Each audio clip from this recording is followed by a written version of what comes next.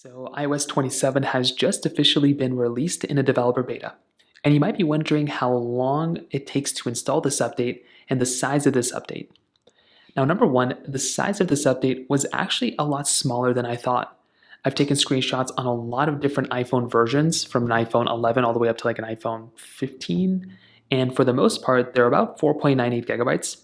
So you can see they're about 4.83, 4.98, less than 5. Now, if you are coming from basically like, an iPhone 15 Pro and iPhone 17, there's a chance it might be higher, mostly because that includes all the new Siri AI features, all those things. So it will range, but that's going to be roughly the size. It's going to take, I would say, roughly about 30 minutes to install. So I will say it takes about 10 minutes to 15 minutes to actually fully download. It could take up to 20. And then I would say another 5 to 10 minutes to fully install. And then probably like another few minutes after that for it to just reboot, things like that.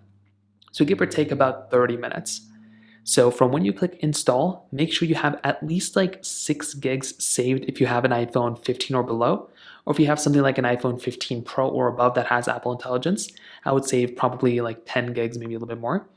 And to install it, give it at least 30 minutes. It takes about 30 minutes at minimum to install it. So that covers it up there. If you have any other thoughts or questions, please let me know in the comment section below. Hit the like button, that'll mean so much, but definitely hit that subscribe button. More importantly than everything else, I love every single one of you guys. Hopefully I'll catch you guys in the next video. Peace out till then.